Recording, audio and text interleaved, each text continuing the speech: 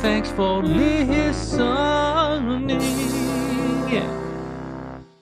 Hello everybody, welcome to We Say Things, episode 27. My name is SUNSfan. Joining me is syndereN. How are you this evening / morning? This intro fits perfectly for how I'm feeling today. It's great.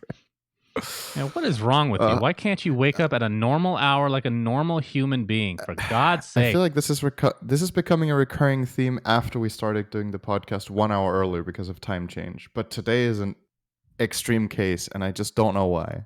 Out of the last 3 times, this is the time that I slept the longest, and I feel the most like death. And it's weird. I don't want to complain too much, though. I just want to get started. But if you look me deep in the eyes, if you're watching the video for this, you will see that there's nothing there right now. That's fine. I can still talk. So yeah, he can still have a conversation with me. It doesn't take much to have a convo with me. Right? Yeah. Before we get started, 20% brain capacity for this. Let's go over the reviews for the week. Which ones do you want to take, buddy? We got 4 to read. I'll take the 2 in the middle. Yep. Okay. Do it to it. All right, we got love from Brunei from Jueza from the Philippines. Wait, where is Brunei actually? I have no idea. I have heard about this, but I don't know where it is exactly. Will you just read the review? This is interesting. Hang on. This is live content right now. It is. It's you important can't just look to know things where up. Things are. Okay, it's there. Right. Okay. SUNSfan, you think Suns will get in the finals? You just said it's there. Where is there? You're not going to stop the podcast and not say. You didn't care about it. You wanted me to keep going. So now I'll just whatever. You can look it up yourself. You think Suns will get in the finals? Love the podcast. I listen to it on YouTube, Spotify, now in this Apple podcast, whatever it's called, to support. Love the rants. Keep them coming. Love you, SyndereN. You've been begging for reviews, so here it is. Yeah, we're begging. Really please, begging. Please. If anybody's begging for reviews at SUNSfan, I'm telling you guys to be honest. And he's saying give it 5 stars or we will ban you from our service. That's not what I said. I said I won't read them. So there's no point. Next one is from the Cookie Monsters from the United States of America. Okay, let's look up where that is. Okay. He says, great esports podcast. Big fan of all things Dota Cinnamon for many years now. That nobody has ever written my name like that before, and nobody ever will again. The cast of the show features both a professional Counter-Strike player and a professional Dota 2 player, allowing for a highly unique and interesting perspective into the world of esports. My only gripe with the show is the fact that one of the hosts, SUNSfan, gets mad at American viewers over their pronunciation of the phrase ESL hamburger helper, even though he is literally the sole reason half the Dota community pronounces it bad and wrong. True.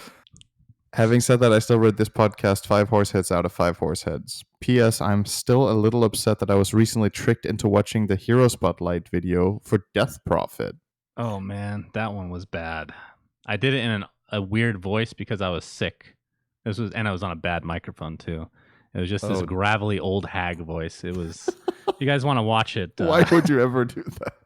I thought it was funny, but I mean, I still think it's funny, honestly. But I understand that other people don't think it's funny, so it's mostly just complaints as usual. Anytime I try to do anything. Anywho, thank you for your reviews. We have CM Aura 23 from the United States of America. Love the podcast. You guys are a great combo and very entertaining. Love that it comes out frequently. My personal request is to keep up the NBA talk, please. Every podcast we need a Suns/NBA check-in. The Suns deserve this. I agree. Unfortunately, syndereN offers nothing into this subject, so maybe I just need to come out with its own podcast. This is wrong. So when there's content and somebody doesn't really know anything about what's being talked about, they actually offer a really interesting and unique perspective of that of an outsider with no knowledge. That also has value. Because then when you talk about stuff and you're super hyped about it, I can say, get down to fucking earth, that's boring. Or I can be like, okay, that actually is interesting. True. And since a lot of our viewers or listeners don't know anything about basketball, just like me, I can be the voice of reason. There you go. All right. And the final review is from Goo Lakers. Ugh. I think it's Go Lakers. No, I'm not. I will never say Go Lakers. It's Goo Lakers. The Lakers don't deserve to go anywhere except for the fucking dumpster. Best NBA podcast. Although, why do you keep bringing on this syndereN guy? He clearly is completely clueless about basketball. I agree. Wanted to say a few things about DeAndre Ayton. Number one, a diuretic is more for making you pee a lot, although it can occasionally make you poo. Good to know. But I get this feeling syndereN thinks it's a laxative given its name, which it's not.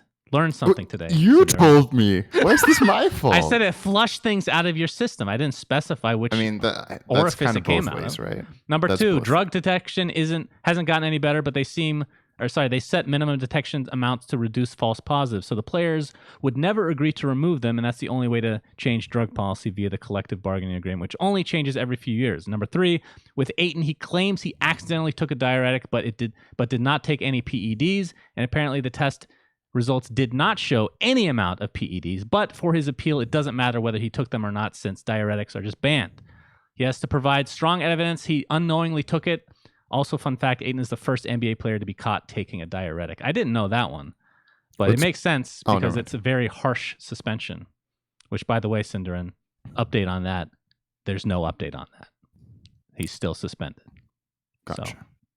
But if you took it... No, never mind. That's a really bad joke. Go on. Please. I would love to hear it. No, it's too bad. Too bad. Wow. For this podcast? Are you sure? Okay. Before we get started, syndereN and I have talked. There was actually a small little cuddly Reddit thread asking us when we're doing A to Z challenge next. I don't know if we're going to do exactly A to Z. We might do AGS A to Z. We have to discuss the specifics, but we want to do it again. And I thought a nice time to relaunch it would be when the Outlanders patch comes out. So everything's fresh.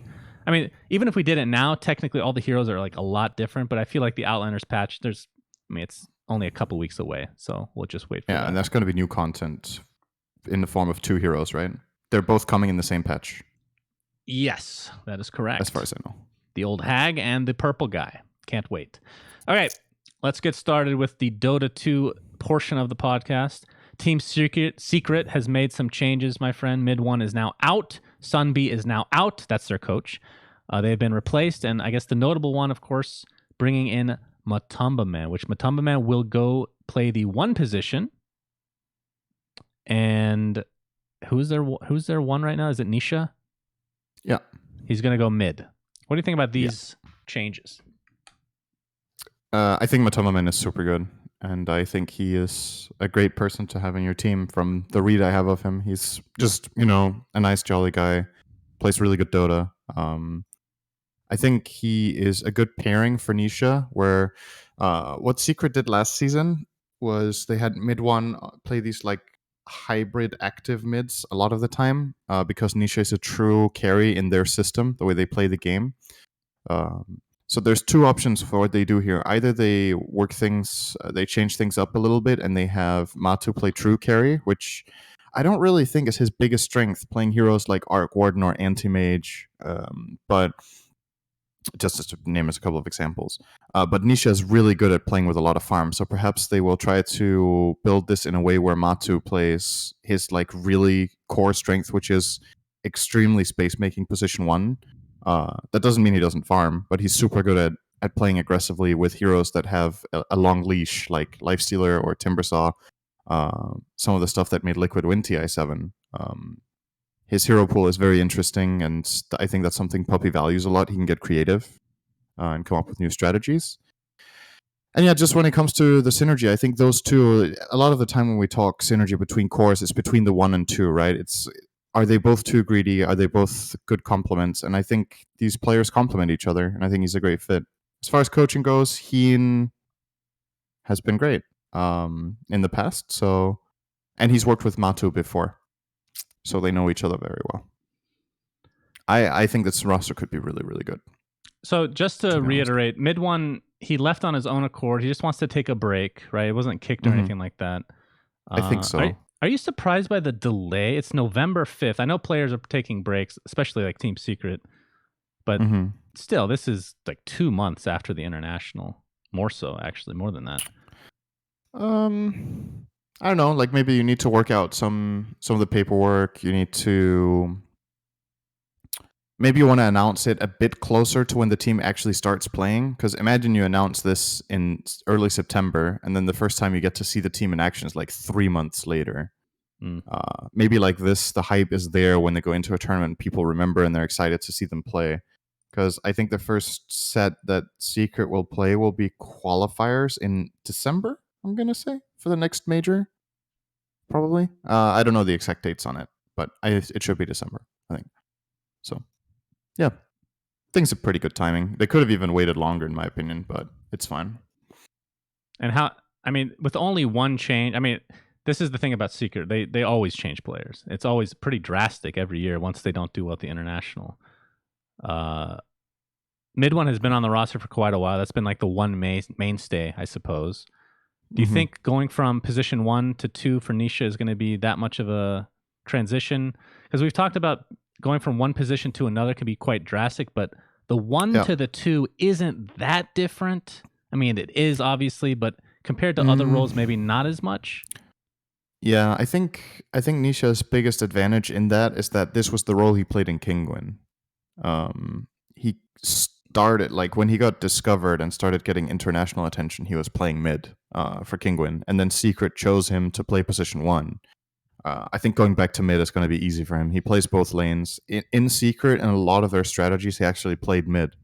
He would play like mid Morphling in quite a lot of their games. He would play mid Anti-Mage sometimes when it was a good game to put that hero mid. So he's completely comfortable with the laning stage and everything that mid entails. In my opinion, the biggest difference between mid and carry is actually not necessarily in the macro gameplay of the game. It's the lane mechanics of how the mid lane plays compared to safe lane, with very much focus on micro exchanges in this one-on-one matchup, with more courier usage, with more rune control in the first like 10 minutes. Once the laning stage breaks down, a lot of strategies, the 1 and 2 kind of play the same way sometimes. But yeah, the laning stage for Nisha is he's got that down. So I'm honestly not really concerned about whether he can bring it. I'm sure he will.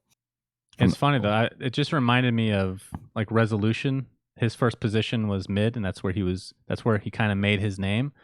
Then when he came to DC, he just tried out position 1 because Weehaw was doing horribly as position 1. He was throwing every game. So he just started playing and he just fell in love with it. Now he only plays position 1. Well, I think until now, right? But until VP, where he now plays position 3 for some reason. Which is random, yeah. But it's interesting, these role swaps, and because I feel like some players are successful because of it's less about mechanics and more about IQ and maybe even personality, just getting along with your team, making sure that you have the chemistry needed. Because going from like position 1 to 3, like you're saying, is totally different.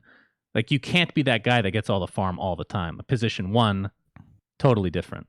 So we'll see if this ends up working. I mean, like you said, it hasn't been. How long is it since Kingwin? It's only been like a year or two. 2, I think. 2 years, something like that. Yeah, maybe something like that.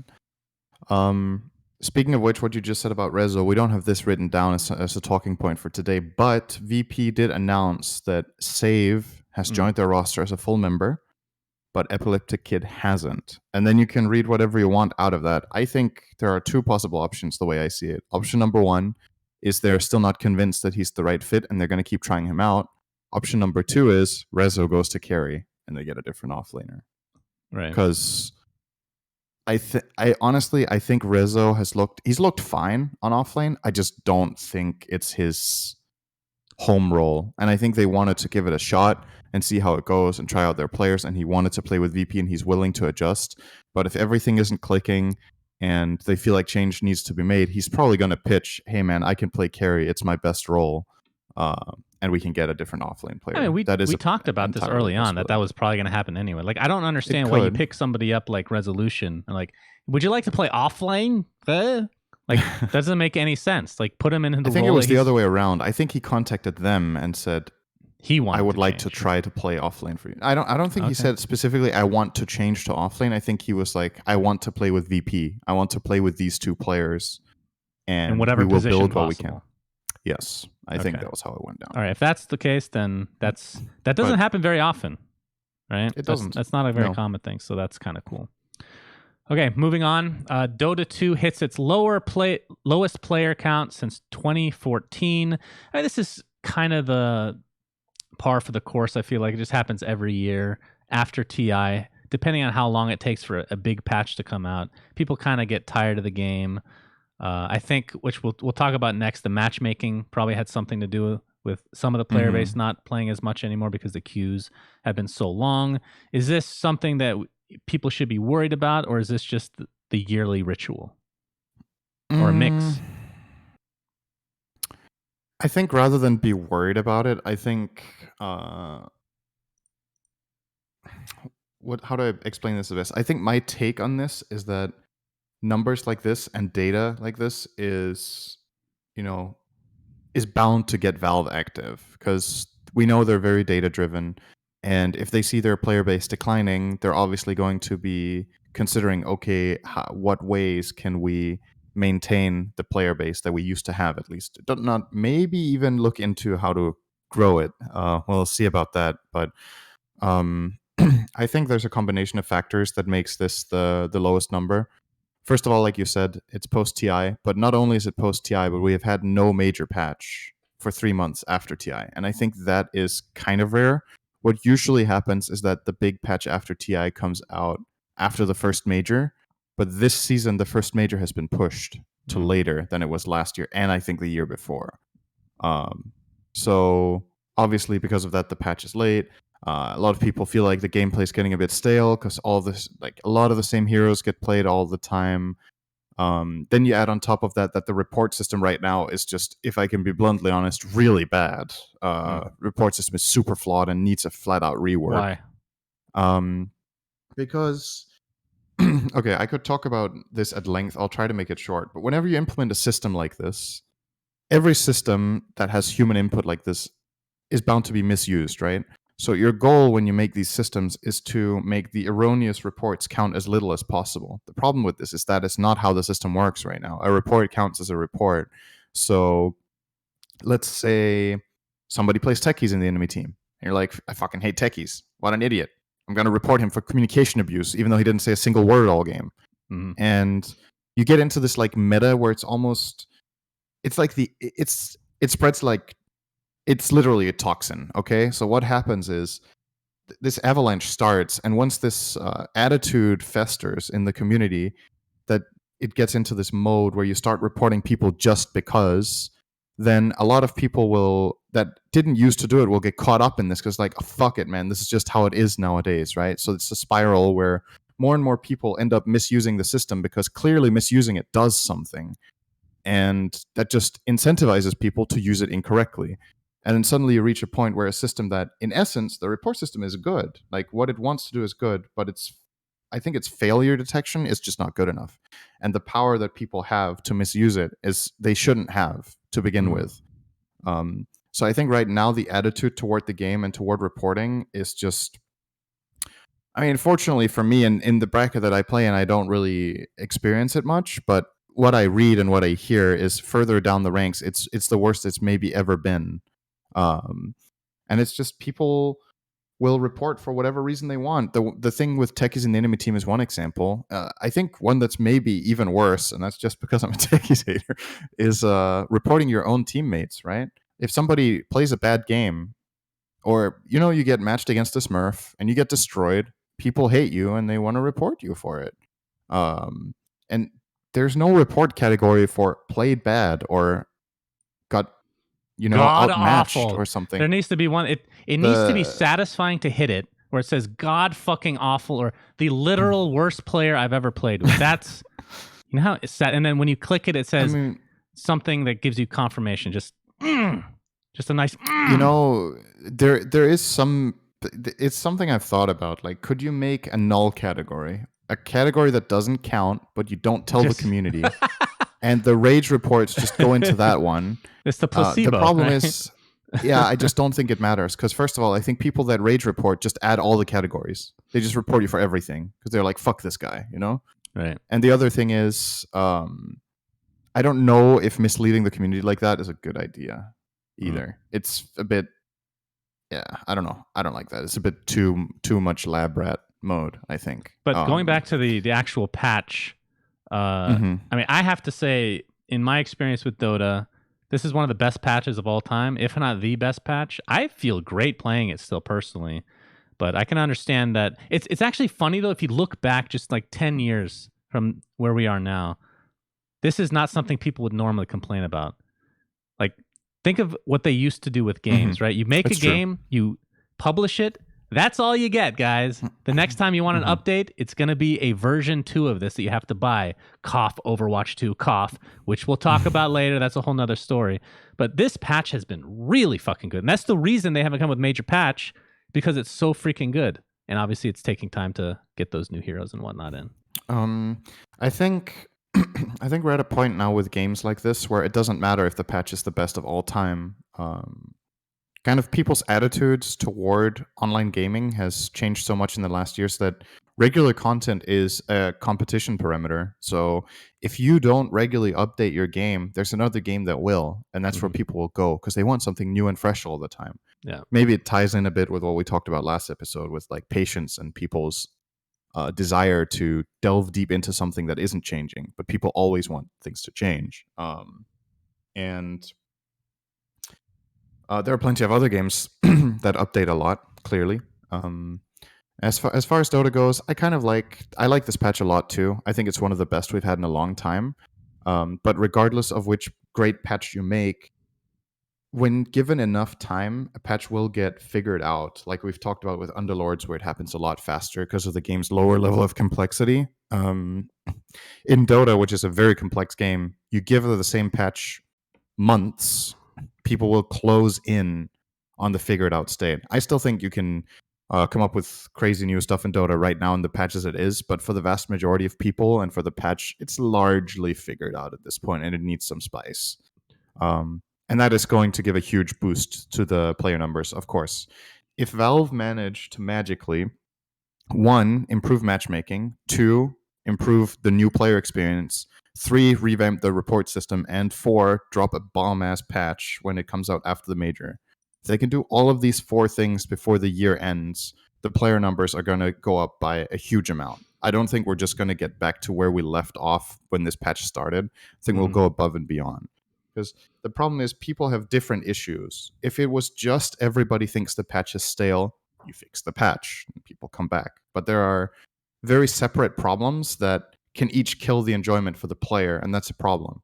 If you had the new player experience be great, you would get an influx of players still, which seems to be pretty rough to get a lot of new players into the game.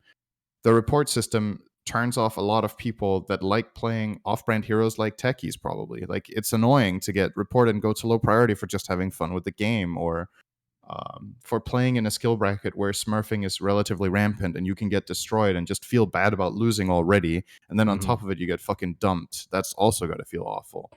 The patch itself, that's just general. I would say that applies to everybody. Even for myself, right? I play a lot of Dota, but when a new big patch drops, I'm super excited and I just want to get in there and play more. And then finally, what was the fourth thing I said? Was the queues. So this was actually, I think this transitions into the next talking point we have, which is fast queue. So Valve added something new 4 days ago called fast queue. And the way the system works is they're still trying to find a solution where the problem they're running into, basically what started this whole thing, let's backtrack it a little bit. What started the whole thing is ranked roles. So before ranked roles and before support and core MMR being separated, everybody was just queuing matchmaking, ranked. And that means the whole player base is in the same queue and the algorithm will build the best games. When you start switching it into ranked roles, you have the same player base, but now they need specific roles assigned. So the number of players that the pool, where it before could take, let's say, 5K players and say, you guys are a team, now it needs a 5K support, a 5K other support, a 5K offlaner, a 5K mid, and a 5K carry. And now if the population of 5Ks, if 50% of them queue core only, you've effectively split it in half. Right? You've split your queue in half, so now it needs twice as many players to generate the same game. So what they're trying to do is they're trying to incentivize playing the less popular roles, which, what a surprise, is position 5.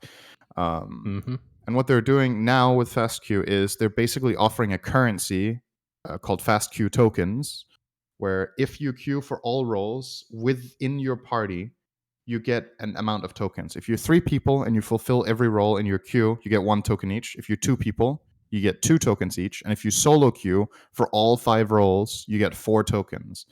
And on top of that, when you do queue in a party that fulfills all the roles, except if it's 5 men, you are in addition, you're added to the fast queue. So what they're doing basically is they're trying to reward people for being flexible, because that helps their algorithm generate better games.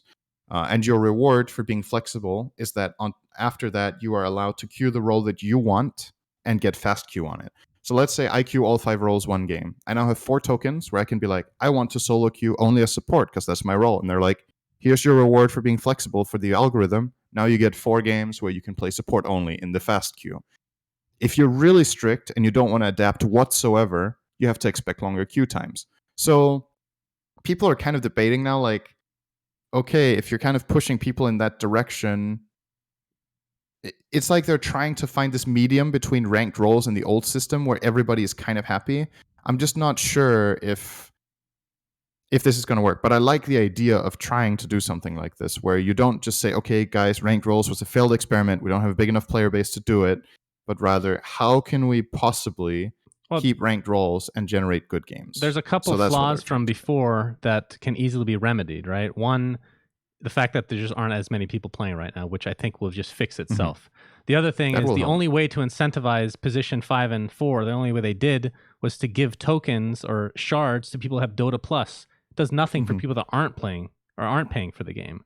So I feel like they just needed to incentivize the 4 and the 5 in some other way that benefits literally everybody that don't have Dota Plus. But this change, it is interesting because I'm in the minority. I really didn't mind the long queues because I don't know about you, how it is in your bracket, but in my bracket, the games were actually really good. And for me, it was super worth waiting 10 to 15 minutes, honestly. Like the games are always super, even in the losses. Like this was a fair game. Like I can't complain. I just played like shit or whatever the reason is that I lost. Now I fast queue with a friend, right? We have to get all 5 roles. So we each get, was it 2 or 3 tokens?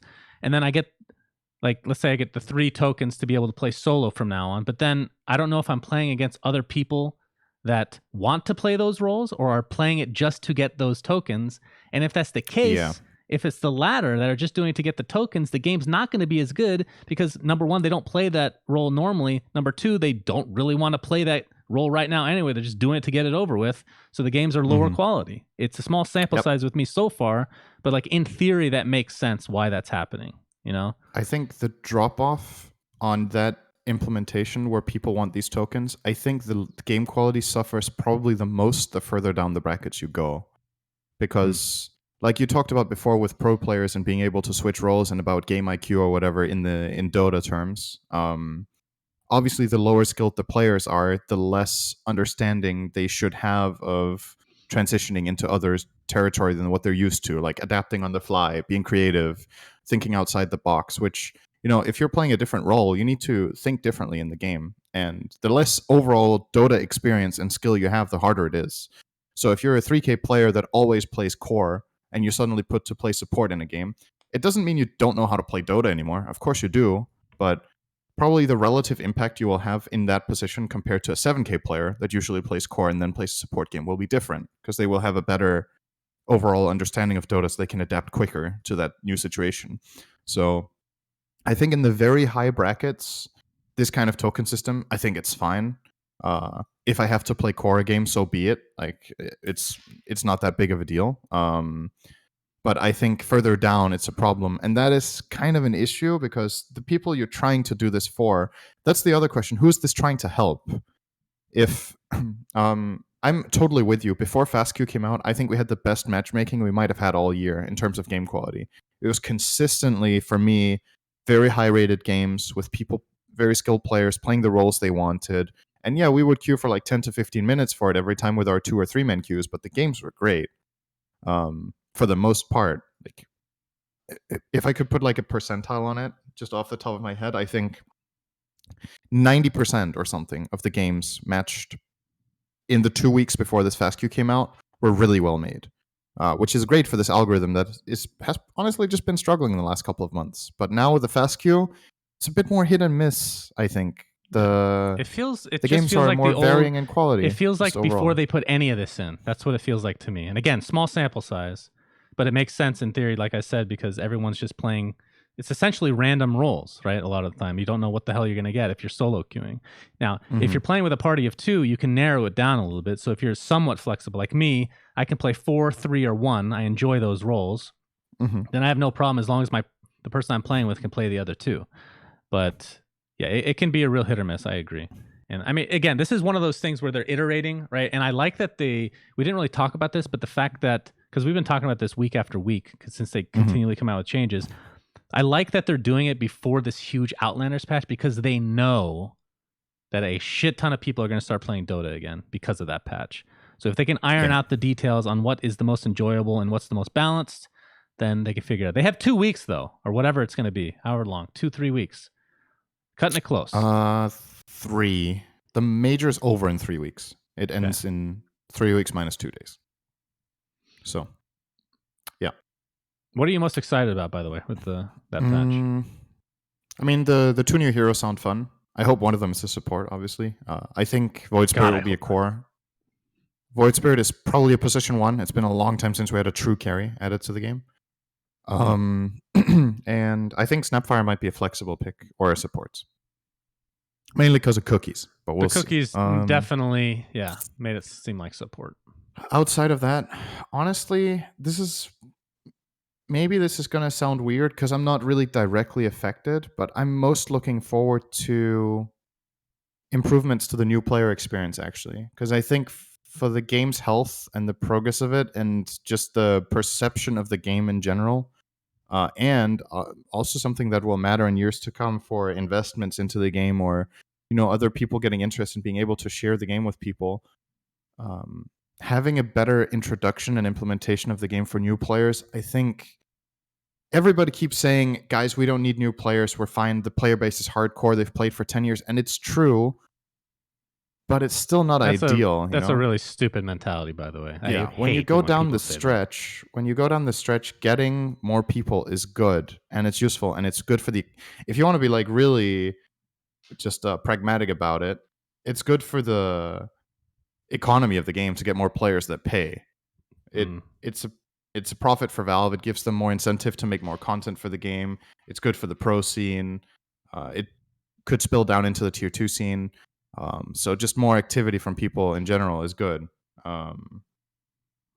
So yeah, I'm really looking forward to seeing that, because I think out of all of the things that they said they were working on, that was the one that felt the most new to me. Because getting new content, getting new heroes, getting a different map, getting updates to the MMR system or to the or even to the report system is something we get fairly regularly, but actively trying to make the new player experience good, I don't think they've done for 2 years. Like, I can't think of something they did where I don't think they've ever wow, this is really going to help new people. So one thing that they've been doing gradually... That's the one I really have my fingers crossed for. One thing they've been doing gradually over the course of the past couple of years is making things just more quality of life improvements, which I think does help the casuals a little bit more than the pros. Like we've talked about, holding alt and seeing the ward spots or the stack timing, all this stuff. I think that's all great. The one thing they need with player experience, and again, this could be an entire episode. I've emailed Valve about this.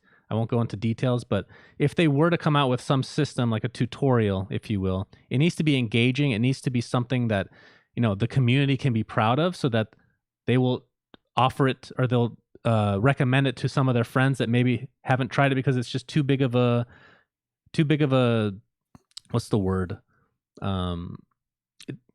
Like if you look at League versus Dota, it's just so drastically different in terms of just jumping into League versus jumping into Dota. That's what am I thinking of? What fucking word? The ceiling, the hurdle, yeah, whatever. You know what I'm learning curve. The learning curve, yes, that's the one. The learning curve is so huge with Dota. But the other thing that they need to do is maintain whatever they come out with fresh content on the regular. And this is the one that I think Valve will probably struggle with a little bit, because it doesn't make them money inherently, right? This isn't something that is directly giving you money, as opposed to literally every other feature they're going to be putting in the game probably for this big update. It's one of those things you can't really tell if it's helping you or not, unless you look at the big picture. I do agree with Mhm. you. I just think it's hard to look at the analytics and say, this is directly giving us money. All you can see is more people playing. You don't know if it's the patch. You don't know if it's the tutorial. But the Right. point When you is, add all when of you the come things out at with the this same thing, time, that's exactly. true. But that's the thing. You have to do that as well. You have to put it at the same time because that's when the most excitement is building up, right? Mm-hmm. So there's a It's lot of true. like little questions like that I'm obviously they've thought of everything, and I hope that they do something major because I agree the new player experience is the thing that I mean if you look at every single thing in Dota, right, every aspect of it, the thing that can be improved on the most, the thing with the biggest potential is the new player experience, as crazy as that is to say, because it's non-existent right now, you know. Mm-hmm. Well, So can you improve on something that doesn't exist, though? that's a philosophical You have to question that I'm not implement it ready to answer. first. Yes. Well, When Valve invents new players, they're this will gonna get make a very lot of exciting. open Okay, AI we're bots are gonna looking join. forward to the next thing. They've been putting a lot of work into VR. They've been the front runners of that. Now Valve will front run new players Yes, I as a can't wait. concept in video games, It's gonna be great. and then they're gonna run it well. Yeah. But I'm excited either way. Okay, so that is the matchmaking update, which they will continue Yep. to iterate upon.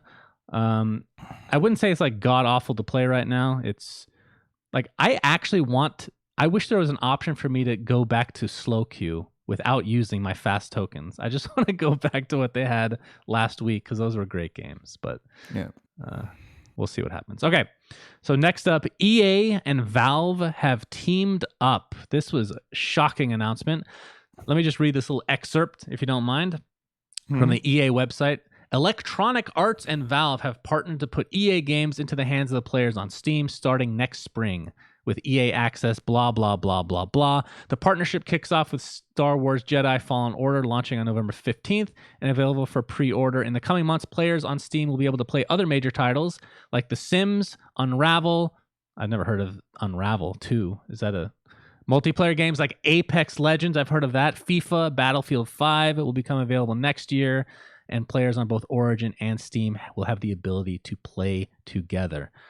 What do you think about this? That is kind of major, syndereN. Those are some pretty fucking big games. Right. I mean, Battlefield is a disgrace to the FPS world because they just keep coming out with a new game every year. But Apex, pretty big.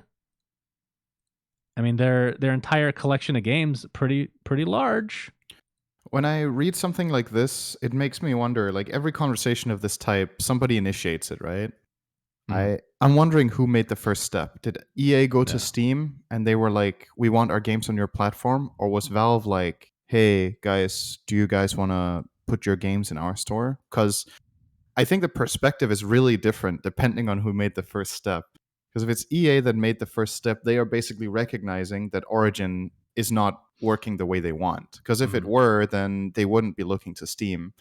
And if it was Valve that went to EA, they are kind of like, okay, we recognize the rise of the Epic Games Store and we want to compete even harder. So either way, I think the reason this is a partnership and that it is happening at all is because of competition from Epic Games. I think that's the main reason. And because of Riot, of course. Now, this is an interesting approach for Valve because, I mean, first of all, with this, we don't know how big of a cut they get, right? But every game that's on Steam, Valve gets a percentage. So I don't know how much of their revenue EA is willing to give away. In the eyes of the community, EA is I think it's fair to say EA is a very greedy company in the community because of how much money they demand for their games, how much money they demand for DLCs, patches, new content, whatever it is. Well, the games cost the same on Steam. That's the first question. Is it the same price? And if it is, how much revenue does EA give up? And is this perhaps a move that EA is also making because it helps maybe give them better PR with the community because their games are on Steam and it's not all this Origin separated stuff with ridiculous high markup? Is moving on to Steam perhaps a good move for that reason because people are more positive about Steam? That's actually something that Valve have been incredibly good about with Steam in general. I see very few people complaining about Steam at all, about the implementation of the game system, about the accessibility of games. I don't see many content creators complaining about how big of a cut Steam takes or how hard it is to get their games on. Like, Steam just seems to be universally pretty much liked. It's I've never heard perfect, but the cuts I've heard for a the lot most part about people not liking, actually. okay. But that It's I don't know again, if that's it's me, right? I don't read or hear everything. I don't even but remember what the cuts are. But my impression of the Steam compared to every competitor it has is that Steam is overwhelmingly more positive than Origin, also from a than the Epic consumer Games Store. standpoint, Even though, yes. even though Epic Games might be on the way up, we don't know that yet. But Steam has definitely got a serious foothold here still, and it's really interesting when competition starts coming in, because in the end, a competition like this should be good for the end consumer. What could happen is that if you're an EA Games fan, maybe your games get cheaper or more accessible or easier to play with friends, or whatever it is that your benefit will be. Can you be friends with yourself, syndereN? You can. I'm going to add it's myself. Actually pretty important. The other thing is, whether or not you're a fan of EA or whatever, this is added pressure to the Epic Games Store.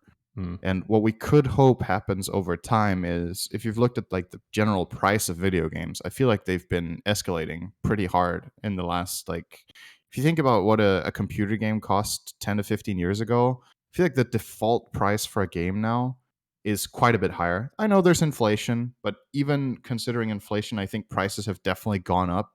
We're at a point now where a lot of new titles cost upwards of like $80 to buy a video game. I don't know about you. My memory of what video games cost 10 years ago was maybe, I don't know, $50 for a game. So I don't think the inflation is that hard in 10 years that things go up by like more than 50% total price. It isn't like that in other things, like other entertainment industry products or day-to-day stuff. I think gaming has exploded in price, and the more competition we get, the more likely it is that prices could be at least not keep increasing, right? Which for the consumer is very good in the end. So I think for this team up, first of all, this is great in general. It's mutually beneficial. Like, you can obviously see the pros on both sides. I would imagine, based on the announcements that I've seen so far, that this is definitely more Steam favored, Valve favored. It's not like you can play Dota on Origin or anything like that yet. Like, at least it's nothing true. has been Your announced games can come on Your games can come to Steam. So touching your shit. Yeah, we don't want that shit. But the question is, does that mean Origin is on its way out, like, long term? Are they planning to like slowly ramp down in the next 5-10 years? They figured that it's not, it's not sustainable for whatever reason, because like you said, you have Epic Games Store, which is huge now. You have Riot with their own shit, and they just announced, like we talked about, whenever that was, a couple weeks ago, come out a bunch of games now. So that's going to be its own entity. It's basically 4 levels we have, right? Riot, Epic Games Store, Steam, and EA's Origin. Garbage Origin. But now you can use Steam, so I think that's good. To be honest, if you have a competing product and you start selling to one of your competitors, you're on the way out, right? Like, if you really believed in Origin, you would not start putting your games on one of the competing platforms. So I think they're phasing out Origin. And another thing we didn't talk about with this, but when you look at the competition, right? EA and Valve are both American companies, and they might feel the pressure from the Epic Games Store, which is Chinese, right? No idea. Are they? I'm pretty sure the majority owner of Epic Games is Tencent. I know Tencent owns Riot. Oh, actually, no, it's also American. My bad. Epic Games is also American. Okay, so I take that back. Never mind. Riot is Tencent. Like, I really thought Epic Games was more... I mean, it could still be an American company that's primarily Chinese shared. I don't know, though, if that's the case. Okay, so the chat is saying Epic is 40% Tencent. So they could be the biggest shareholder, but they're not the majority holder. So, yeah, hard to say. I guess that point is kind of out the window then. Let's just scrap that. I don't think that makes that much of an argument in that case. Well, it's just competition in general. This whole perspective. They're feeling the heat just from general competition, regardless of what country. But yeah, no matter how you think about it, it's very clear right now, right, that in the gaming industry, China is becoming huge, and being able to compete and both in and against the Chinese market, I think is mandatory for any big games company. You have to be able to do it. And that's what I was thinking, like allying or having partners from your own region could be very helpful in that aspect of being able to compete with others. So yeah. But it's been very clear in the moves from all of these companies that they are definitely catering to a Chinese market, because there is such a huge population and so much money coming out of China in the last decade that you just can't ignore it. You're definitely gonna try to go for that. So, all right. Moving on to our final discussion, which might take a while. We'll see. BlizzCon occurred, Cinder. Did you watch any of it? Yeah. I watched a little bit of some announcements, but I didn't watch live. Okay, so let's go through each announcement and we can just talk about however long we want. So the first one, which was, I guess, the biggest announcement, Diablo 4 was officially announced, and there was a 10-minute cinematic video. And as much shit as I've talked about Blizzard, and I don't know if I even said this on the podcast, maybe I have, the one thing that they just shit on everyone with is cinematics.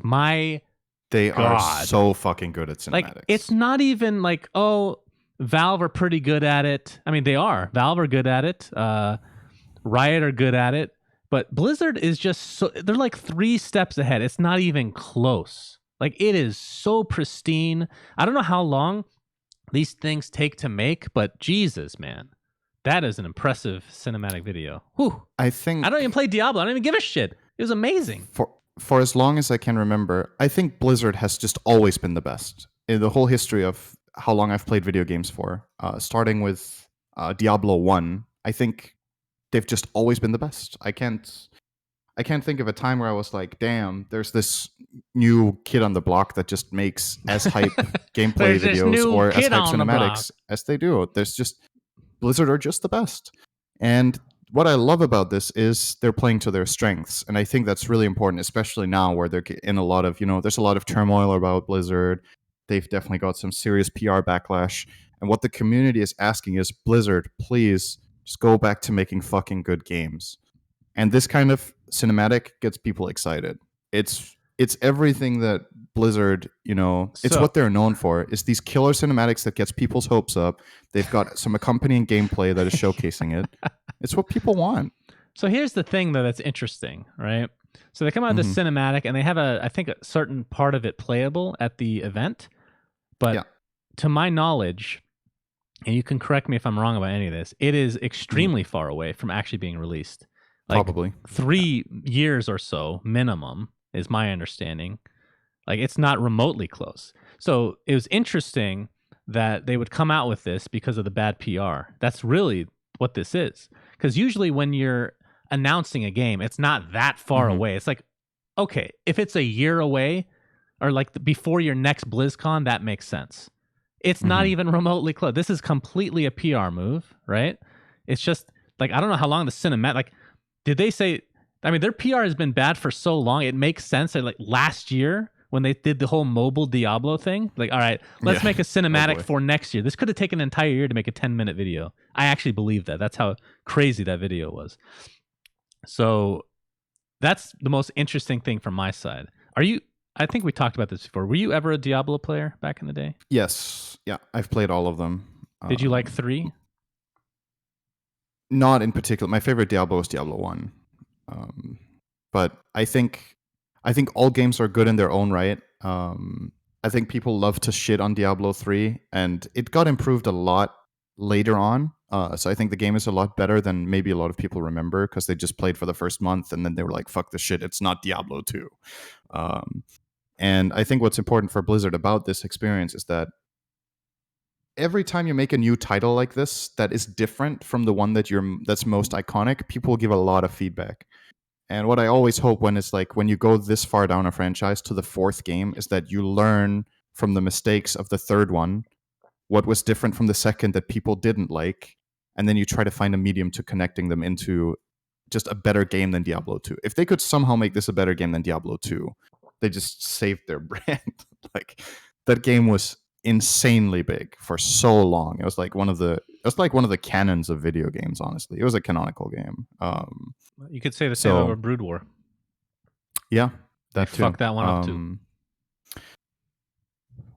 I thought It's they true. would announce Warcraft You 4. could absolutely. Honestly, I was actually I expecting thought that. that was a possibility too. I'm not sure why they don't want to go down that route. Perhaps they're going to let Reforged run first. I think I know why. I Let it think they go listened to and our then see. podcast last week. They saw the episode name was RTS Games Are Dead. And like, you know what? It could I be. think they're right. Could be that they feel like the genre just isn't worth it. But in that case, why have they kept producing more StarCraft stuff in the last years, right? If they thought that, then Well, what do you mean by produced more? You mean come out with Brood War remastered? Like, hey, no, wait. What this was the video when was game is actually? better than Hang our on. When did current the one. last one come out? When did the last StarCraft expansion come out? It's been a while. Was that Legacy of the Void? Actually, Holy holy shit, Legacy that of the was Void was the third 2015. one, right? That was 20. That's 4 years ago. Okay, I take that back. Holy shit. Time flies when you're not playing RTS games. Yeah. But yeah, right. finishing up with Diablo. Yeah. So I think like we both 100% agree, big PR move, and I think the community just needed to see this. Like, Yeah, I agree. I don't know if I'm with you that this is a 3-year project, that it's that far away. The gameplay that they showcased actually looked pretty good. It's obviously a very small portion of the game, but if they have a lot of the stuff down, like art and animations on certain things, but if it's just like one playable character out of 8 and it's 1/4 of the world, then obviously or even 1/8 of the world or whatever, there's so much more to make, obviously. But I don't know about 3 years. We'll see. Either way, however long it takes, I think letting the community know that you're developing a kick-ass game right now is necessary, and then they just have to wait until it's done. I think the one thing Blizzard cannot afford to do right now is hype up this game and feel pressure that they need to release it early and then it's shit. Right. I think they identify what position they're in, and the next games they come out with need to be really fucking good. So in line with that, they have announced a new expansion for World of Warcraft, which is coming out next year. They did set a year on that one. They said 2020. Which was Shadowlands. I think the trailer for that, I watched a bit of at least. Really good. Some very iconic stuff happening in that. Really a lot good of people are cinematic. excited for it. You need to watch it. It's fucking really good. People are super excited for that. The most recent expansion got a lot of flack, but they made some good adjustments toward the later portion of retail right now, as far as I'm aware. So again, learning their lesson from trying new stuff. And I think Blizzard are kind of in this transition phase where they're getting grounded, basically, where they were taking certain aspects of the games too far that they almost forgot the core of what make their games good. And I think with all the complaints from the community, with WoW Classic being honestly arguably a really much bigger success than they probably would have ever expected, they're probably starting to see certain aspects of game design that they have undervalued and others that they have overvalued. And what you can hope with the adjustments that they've made to World of Warcraft with their announcement of Diablo 4, and now with this next new World of Warcraft announcement coming out, is that they will get back more into those core values and kind of regain the faith of the community. Because I personally am not really concerned with whether Blizzard is still able to make good games. I'm pretty much confident that they are. It's about whether they value the things that I think make a good game. Because they have the manpower, they have incredible talent. They make the bones of a great game, but when you shape it at the end, they do a really shitty job, essentially. Yes, like we talked about it before. Overwatch, forcing the competitive scene on that. Hearthstone, even though it's successful, forcing it to be casual instead of actually be competitive, because it could have really been a great game. Forcing Heroes of the Storm when you could have just gotten Dota to begin with. Like horrible decision after horrible decision. Yeah, like you would hope. Like this is the thing. Like it's not like I'm even rooting against Blizzard at this point. I wish they were good, because that creates better competition for all the other game companies. Right now, they've been shitting the bed so much lately. It doesn't matter what they're doing. It's not even just the competition. Some of our favorite games are Blizzard games, and I think it's easy to forget right now when they're in so much shit and you're just like, oh man, there's these new titles coming out that I'm excited for. I've played Dota 2 forever. Warcraft, 2 of my 3 best games of all time are Blizzard games. It's Warcraft 3 and the original World of Warcraft are 2 of my best 3 games. The third one is Dota 2, which in a way kind of lends or borrows from Warcraft 3. So it's even tangentially also Blizzard. They have made some fucking amazing games. And I just think they lost their way in the last 5 years. And sometimes it takes... Whoa. Huh? Let's be real here. It's not been 5 years. 10 way years? longer. Whenever I don't know. Activision bought Blizzard, that is when it Mm. started. That's not even like this conspiracy theory. Like, it's not even a coincidence at this point. It's literally when that happened, they have been doing horrible stuff consistently Hmm. for whatever reason. Like I obviously when think they get bought, like other people are making decisions instead of the original Blizzard people. That's my guess, but it's just more a than guess. likely. But again, if those new people that bought the company, I think a lot of the times when you get like new leadership like this, people come in with different visions and ideals. And I think it can take a lot of time before your stubbornness gets out of the way. Like if you think this is how it's going to be, this makes money, we've done this in other things. Oh man. Eventually, if you have one failure after the next, eventually you might get grounded. I'm not saying Synderen, you will, I hate to do this. but I have to make an analogy. This reminds okay. me of exactly the Phoenix Suns, actually. So we had basically the same owner Hmm. forever, okay, until 2003, I believe. He sold the team to a new Right. person named Robert Sarver, okay? In that summer, we got Steve Nash, who I think even you have heard of Steve Nash. And I that's know the when we name, went yeah. on this incredible run where our team was unbelievably good for like 8 years or whatever it was. And we never got to play in the finals. We never won a title. And without going into detail, it is in large part because of the owner. He wanted to do new things. He wanted to do this. He wanted to do that. Every decision he made was horrifically bad to the point, like, this is just one example. There's many examples. One Hmm. example is he would, you know, who Mark Cuban is. Yeah. So his thing is to like yell at the refs and all this stuff, and he gets fined a lot. This was like the first owner that really did that. Okay, he wanted to be like Hmm. Mark Cuban, so he started doing the same thing. The problem was he got on a lot of the refs' bad side, so the refs actually started calling against the Suns, and this has been proven in court that this happened. Like there was literally a ref that was in with the mob that was rigging games, and one of the games that he rigged was a Suns versus Spurs playoffs game. Like we literally would have. They said he's on record saying that the Suns were better than this team, but they lost Hmm. because everything that we were calling was against them. This was actually a thing that happened. So back to my point, Robert Jesus. Sarver fucked everything up, and that's what Blizzard, that's what Activision has done to Blizzard, in my opinion. Don't know Yeah. the intricate details, but No. okay. NBA So rant what? over. Sorry. Right. So what I was getting at, which I think is probably similar to you, what you said. No. So I think it's a good comparison because if you get new leadership or whatever like this, and they want to run things a new way, a different way, they have different ideals or whatever, it can be good. Like you can't always say, oh, the old way was always the best. Like sometimes creativity is, a lot of the times creativity is really good, and a different mindset can make a huge difference. But sometimes it also just fails because, especially in something like gaming, you have a very Blizzard had a very hardcore community that were so proud and so happy to play all of their games. And then if that style of gameplay and that style of content starts shifting to, let's say, for example, after Activision joined or bought the company, we got a lot more of these like more casual approach. I would say the games got overall more casual. It overall got more loot boxy, which kind of happened to all games, but you get the idea. Like there were more of these uh, casual, more profit driven, which is weird to say because Blizzard in the past was definitely a company about profit, right? But you just have this feeling that the core gameplay was not necessarily the essence anymore. It was a bit more about how can we make this game appeal to as many people as possible so we make as much money as possible rather than make a fucking great game first and foremost that we're really proud of, and then the game will carry itself along with our amazing announcement with cinematics. That's kind of the feeling that you have playing and watching these games compared to the old ones.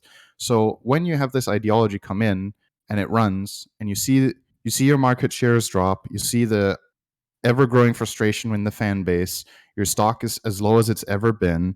At some point, it has to click for you. Okay, we can't keep doing this. We have to. It doesn't necessarily mean we're getting old Blizzard back or whatever, but it's gonna scale back on this Right. casual stuff, and it's gonna come a bit more toward the older stuff. And perhaps, who knows, perhaps this medium in between is the best ever. It might be better than the old hardcore games because maybe you get these really good games, but now they can appeal to a bigger audience because of certain elements that are more casual. And that's fine, as long as the people that love these old Blizzard games get their fix, right? Um, So that's what I hope they do. I think they've had plenty of failed experiments. They have the data for what people don't like now. They definitely have done everything they can. That might be the problem. It might be find out skewed. All what the people data is dislike. what people don't like. Yeah. So hopefully that's enough data So by this point. at that point, I think at this point it becomes the human element. It's like, how proud are you? Like, how stubborn are you as Activision? For example, let's just to make it simple, let's just say it's all their fault, okay? How stubborn are you at this point to run things exactly the way you want? And how much are you willing to give in and be like, okay, maybe we need to backtrack on this a little bit? Because honestly, sometimes things like this in life, it's really down to the individual person, right? It's just sometimes it's a little bit about luck. Like, what kind of person is the CEO? What kind of people are the people on the board, the people that make the big decisions? Are they open-minded, or are they very stubborn and selfish in the way they want to run things? And I think one of the things that, again, I'm not a huge Blizzard expert by any means about the past, but I think the impression I have of, is it Mike Morhaime he was called? What? The old CEO of Blizzard? Remember. At this point. Yeah, Mike Morhaime. Everything I've seen about that guy, about how he presents himself, about how he talks about games, about how he talks about Blizzard's past, I think people like that have a huge impact. Just individuals like that can have a huge impact on the success and the mentality of a whole company. I think Blizzard's old structure and old way of thinking and making games, largely, you lead by example, right? And he's not there anymore. There's a lot of the old guard that made a huge impact on this that are not there anymore. And now it's about whether the new people can get toward that old style again, or maybe this has happened in other industries. Maybe some of the old guys get hired back. You realize you made a mistake, right? And perhaps, you can hope for it. You can be hopeful. Okay, moving on, because we're that was a long talk. But I'm very passionate about Blizzard. I love a lot of their games. So it's the Hearthstone expansion was announced, and they actually had her name was VK Lion. You skipped one thing. No, I'll get to that. I guess VK Lion becomes first female Hearthstone champion and first BlizzCon champion. That's fucking really cool, by the way. I only watched a little snippet when it occurred, but she was very emotional. That's really awesome. We've talked about this females in esports and whatnot in another episode, so we won't go into detail here. But this is really good, I think, and I'm hoping that at some point something will happen with Dota to include females in the more. I don't know. It's a weird, esports is kind of weird, right? We're kind of behind on the times, I feel like. But the other thing that occurred, they announced an auto battler. I actually forgot to write down the name of this. That's embarrassing. Hearthstone auto battler called something I forget, and they showed some clips of it. And did you see any of it, by the way? Yeah, I saw a little bit of a clip. I think saw a bit of the announcement. So here's the thing. It looked pretty underwhelming to me. I watched some gameplay from Crip. Big fan of Crip, by the way. That guy's awesome.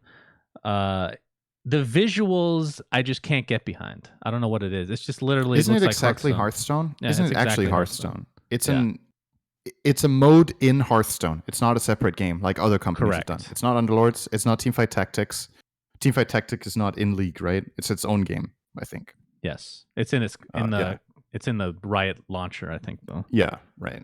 But this is part of Hearthstone. Yes. So it's free, if you will.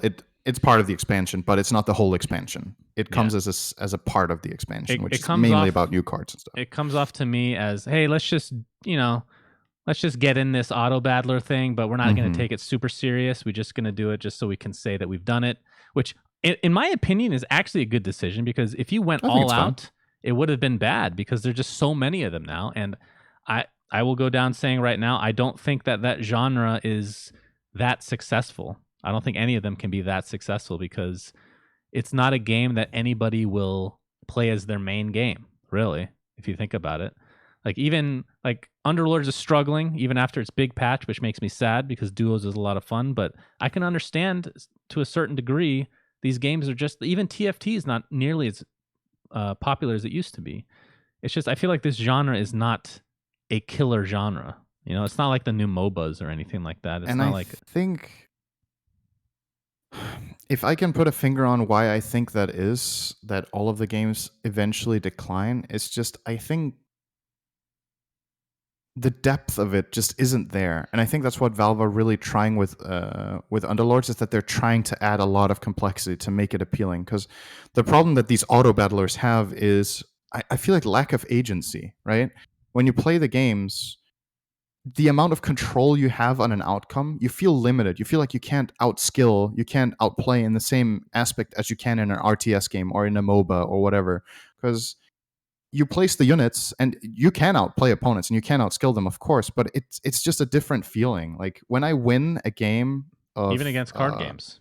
Card games, you can do the same. Even against card games. Like the thing about this is when you put in an auto battler, and on top of that, it's random elements which units you get. It's kind of, I think I talked about this last episode or something. It's a bit casino-like, you know? Like are you getting lucky with your units? Yes, you are. You place them, you win. Next time you get bad luck. You play against a player that's 3 times as bad as you and you still lose.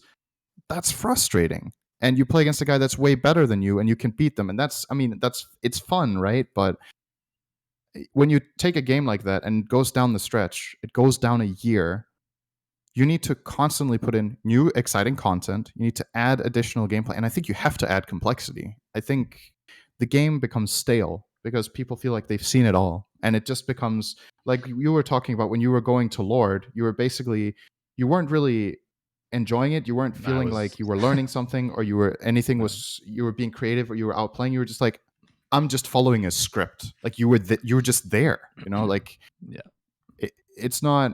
I think that is the biggest problem of this genre that I would love to see it somehow solved, but I don't know exactly how you do it. The duo thing that we've talked about as an option for Underlords, where you play on the same board, I think that kind of thing can be really interesting because now, even though you're not controlling the units, you have this agency together of building a strategy together, working as a team. Like there's some added depth not only that, inherently in that. If you add an option, they do have this option. It's just kind of hard to get to where you can see other people's boards and compare them to your own. So you actually reposition them in a way that counters your enemy. That, like, it's almost impossible to do when in duos, especially. But that just adds an extra complexity that somebody like you would enjoy, right? And I understand that. But we should move on, by the way, because this one, I hope this doesn't take too long because we're already quite deep into this podcast. Overwatch 2 was announced, syndereN.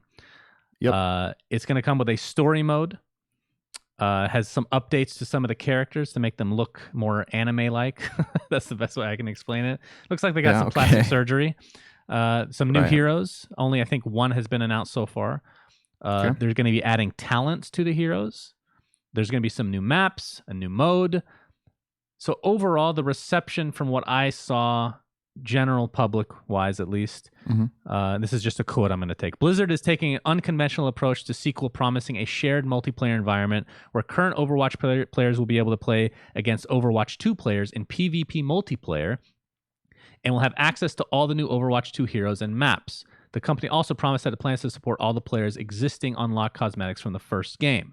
Despite this quote, though, syndereN, many still are saying that this feels like an expansion that's behind a paywall. Would you agree?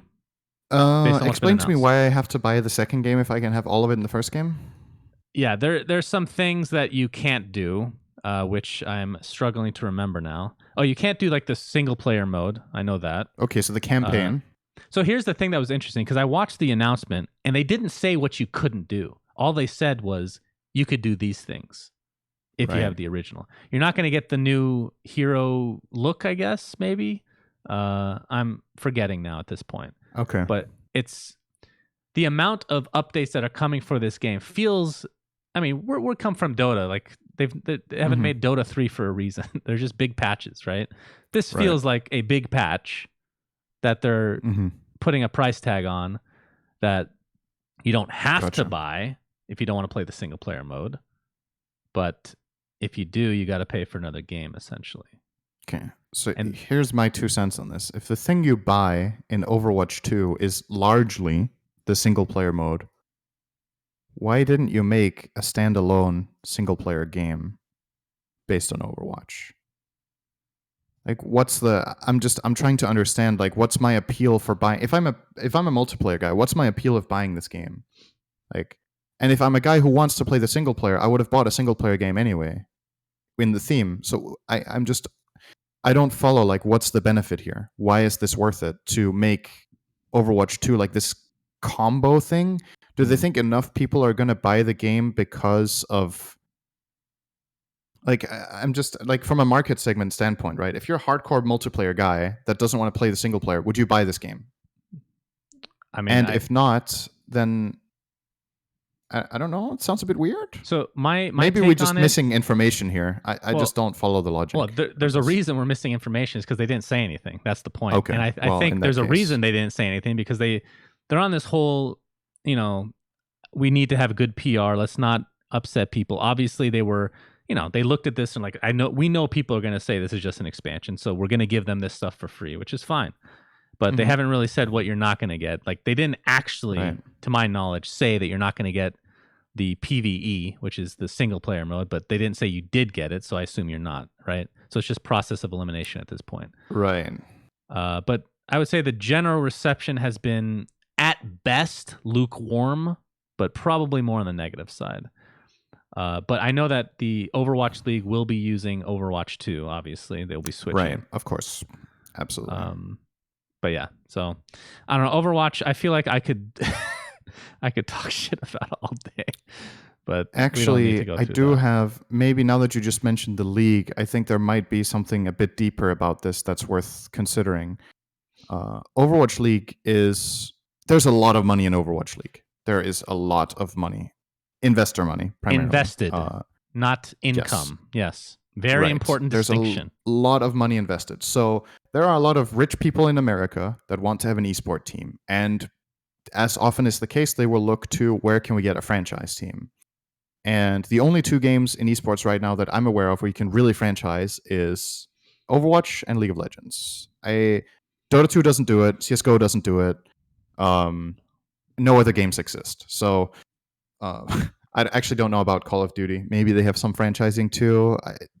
I don't really know the esports, like the broad scene that well, but the two that stand out to me, at least that I very much know about, are League and Overwatch, right? So let's just go along with that. Even if I'm wrong and there's extra games, it actually doesn't matter.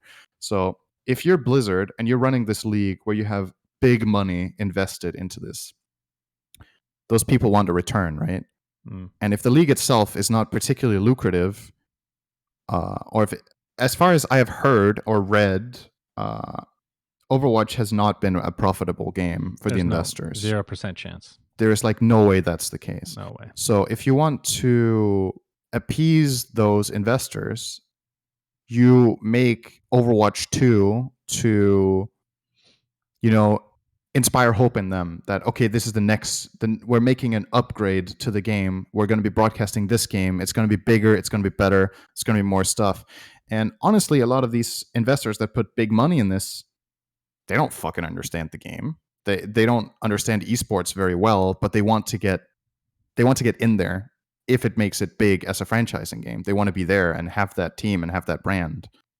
So basically for them, it's really what it is. It's an investment. It's a gamble. It could flop and they've lost money. It could do well and they've made money. That's how a lot of investments go. So I'm wondering how big of a part of this decision is because, okay, we want to keep Overwatch League running. It's good for our business, and it's really good for us as a corporate brand to have these big investors buy into our games. Because then in the future, when we make more stuff that they could be interested in, if they have a positive experience with this, they will want to keep working with us. I think that might play a bigger role in this than we just talked about. The other stuff, actually. I think maybe... That's true. Like, how long is Overwatch League run for now? Is it the third year? Too long. No? I mean, I know you're a notorious hater. I don't really have an opinion because I tried watching it and I didn't. Oh yeah, it's fine to like. I don't find the game fun to play. Like that's whatever. I don't find a lot of games fun to play that are popular, or even some that are very profitable. But the thing I absolutely hate about this is it's because of OWL. It's not because of Overwatch itself. The Overwatch League, they're forcing this game to be competitive. It's a manufactured esport. They have all these investments from people, like you said, that like I should feel bad for them. Like I don't feel bad for them at all because these are multi-billionaires at this point. Like people like Magic Johnson, like NBA players up to Hazoo. investing into this game. They have no idea what it's about or anything, and it's a complete disaster. Obviously, like there's no way they're making even remotely the amount of money that they thought they would. But it just bothers me that it's such an artificial esport. That's what really triggers me, because you have things like Dota. Yeah, we don't have great sponsorship because the game is hard to watch. Guess what? Overwatch is just as hard to watch, and they get a shit ton of investment, and they're not going to make any money. They're going to make way, way less than that. They're going to lose a lot of money. And this is going to hurt esports as a whole, because Blizzard wanted to force an esport on a game that has no business being an esport. Just really bothers me. Triggers me. Gah. That's all I got on that subject. Right. Right. Okay. Well, I wanted to, do you think, like, am I overstating this? Do you think I'm over, like, okay, let me try to rephrase this. How much do you think Blizzard in this decision, how much of it do you think is because they're worried or they care a lot about I know what you're saying. Yeah. these big investments compared to just the community itself in the game that they made? So here's the thing. Like, how big a part do you think it is? I think it's a fairly big part, because let's say they came out with Overwatch 2. This isn't even just a PR thing. That's the ironic thing about this. If they came out with Overwatch 2 and the Overwatch 1 players couldn't play it, a lot of their Overwatch 1 player base would not buy it. Okay, a good portion of it. But by doing it this way, not only do you get those same players and you can combine those numbers, but you're going to get new purchases because people are excited about a new quote unquote game coming out, right? Right. It's a way to make extra money. I don't know how much extra money. I have no clue. I mean, I can guarantee you that even if they sell the shit out of this game, it's still not going to come close to the amount of investments that have gone into this game from Overwatch League. It's ridiculous. How much does a slot cost in that league? I don't know, dude. It's astronomical. Like it's mind-bogglingly high. I can't believe it. I'm going to Google right now. Still can't. I want to buy a team in the Overwatch League. Yeah, some people got some bad investment advice, that's for sure. I mean, you pitch them on something new they don't know much about. Esports, it's a hot thing now, obviously. You can look at the numbers. The problem is esports is segregated into many, many, many games, right? I think the problem that a lot of these investors that come from traditional sports have, they're comparing basketball to esports, right? One sport to esport. Esports is basketball, it's baseball, it's hockey. It's literally every traditional sport. You just have to look at it segregated like that, and then you have a better idea of. And the problem is no game is as big as one traditional sport league, like a major league. That's the issue right now. And eventually that's going to change. Don't get me wrong. But it's not going to start with Overwatch League. Like, Jesus Christ. Get your head out of your ass. We have a very bright outlook on the future, guys. Esports is going to be great. But it's not going to be fucking Overwatch. Get your head out of your ass. Jesus Christ. Do you have those numbers by any chance? Is it like 20 million? Them? Yeah. People in chat are saying a slot costs $20 million. 20? Oh, I was right. Okay.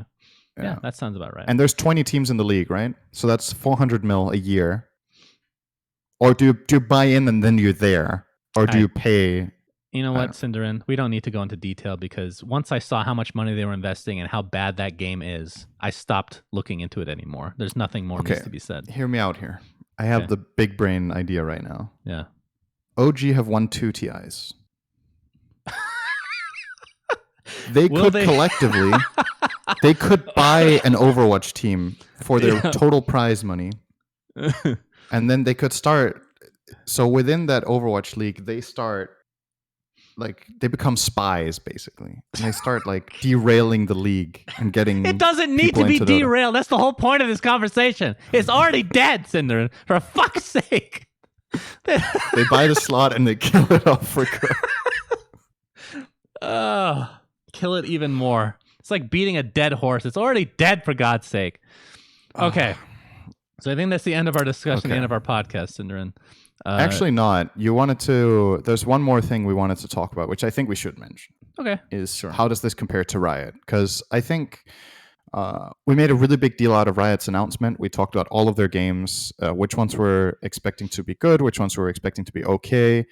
And we said, well, when Riot dropped that bombshell, there's going to be counter stuff coming out. And this is Blizzard's counter move for now. So I'll let you go first. How strong of a showing do you think this is? It's not at all. Like, I Not at think, all. I mean, okay, relatively speaking, if you compare the two, like, as its own thing, sure, there's some nice things. Like, the Diablo 4 thing is nice, although you won't be able to play it for a long time. The cinematic is unbelievable, like we said. World of Warcraft expansion, I don't know how many there've already been, so it's kind of par for the course, like we've talked about. The Hearthstone expansion, same kind of thing. They just pump these out every 3-4 months. The Auto Battler, it's not going to be popular. I can guarantee that. And then Overwatch 2, we just shat all over. So overall, I would say it's a bit underwhelming if you look at it. And if you compare it to Riot, it's not even remotely close. So what would have got you excited? What did they need to do to get you excited? Announce a completely new franchise or Warcraft 4? Is it just because you're biased toward Warcraft that is what you were hoping for? Like, what if No, they I announced don't think StarCraft 3? so. Would you have cared about that? I mean, okay, so here's the thing. Like, I'm not saying RTS. I know we said RTS is dead, and I do think that's the case. But there's some things they Right. can maybe, inject into it to make it more interesting. We talked about this last time. It doesn't have to be a Right. pure RTS, right? So yeah, StarCraft 3 I think it's too early to do that, so it wouldn't make sense, but I would have been more hyped for sure. Warcraft 4, the same thing. Right. Like, here's the thing, Cinder, like the Diablo 4 thing, I don't play Diablo. I never really did. It's not my kind of thing. I can understand why people like it. And if it was coming out in this next year, I would say that's a big deal. But I don't think this is a big deal. It's going to be years. Okay. You know? Why? What do you think? Okay, so I'm just thinking, I think maybe for you this announcement is so underwhelming because you don't play any of these games to begin with, and you don't really care about the franchises, right? You don't play World of Warcraft, you never played it. You don't like Diablo because you're not really an RPG guy. You think Hearthstone is a relatively weak card game, and I you liked hate Hearthstone in the Overwatch more beginning. than anything else. All right, you make a good point that I'm biased. So yes. I'm just trying to think here, like for a second, let's try to, because in a way, our perspective should be the same as Riot's announcement, right? Because we also don't play their games. Yeah.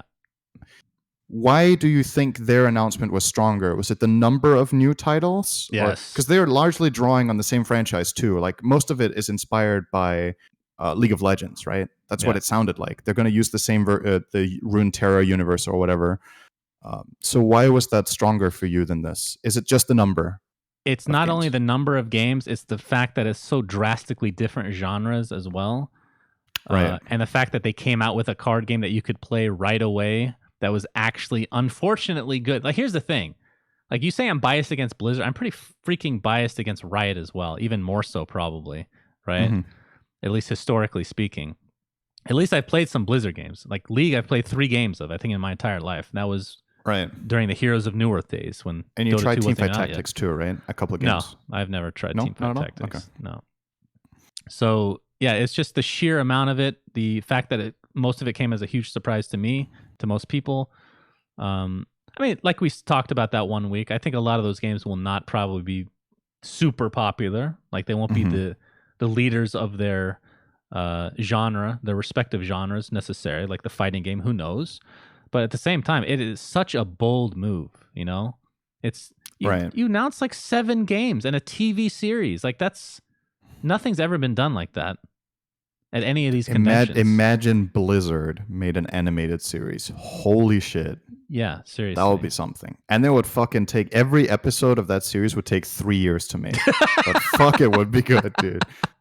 When I'm like on my deathbed, I would watch season 1 and I would be like, this is the greatest animated series ever made. Yeah, that sounds about right. Get your stuff together. So, do you agree or disagree? I'm more excited for this than you are. But compared to Riot, if I try to separate myself from the love of these games, because it's a bit biased, right? Because I really like Diablo as a game and as a history. I really like World of Warcraft. Hearthstone was a game I actually played quite a lot for a while, and then I haven't touched in years. Don't really care so much about that one. Overwatch, never touched. I watched a very little bit of the League. I was like, what the fuck is this? And then I tuned out. But because of how much the 2 first franchises resonate with me, it makes me a bit excited. Especially, it gets me a bit more excited that they've got shit recently, because I think it motivates them to do a better job. I'm more hopeful for these games than I would have been if they had no backlash. Because I think now that's fair. It's the same thing that happens, right? Some people, when even like I can just take an esports example. If people are like, oh, you're not doing so well or whatever, either you crumble under the pressure or you fucking double down and prove everybody wrong. And I am a firm believer that Blizzard is going to prove people wrong with this. If they don't, they're fucked. So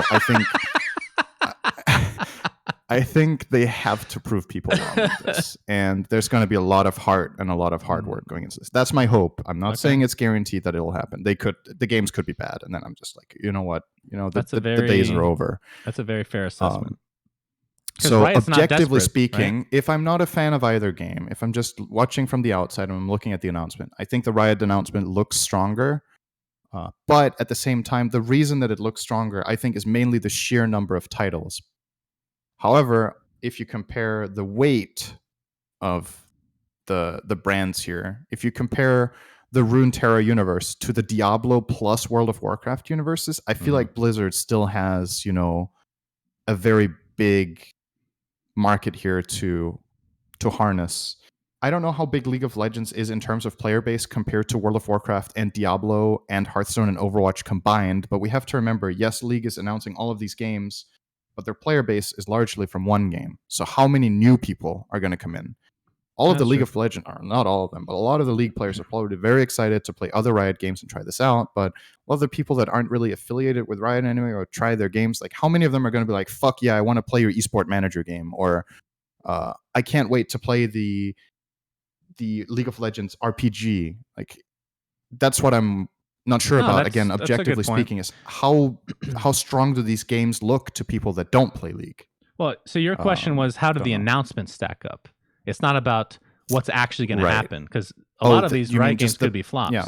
The announcement itself, I think it's not even remotely close. Riot blew everybody away, because that's not. I think Riot's announcement is stronger, but I also think you're downplaying Blizzard's a bit here. Okay. Fair enough, is what I would say. But I'm with you. I think Riot's announcement is still the strongest one. For me, for it to be a tie, I think Blizzard, either on top of what they did, needed to announce a new franchise, or they needed to announce Warcraft 4. Then I think we would be having a talk about which one's stronger. Yeah, I'd be excited then. That would also be pretty crazy for them to develop Warcraft 4, Diablo 4, and World of Warcraft side by side. That is, they have a lot of manpower. They have a lot of really good programmers and artists and whatnot. But still, I think there's like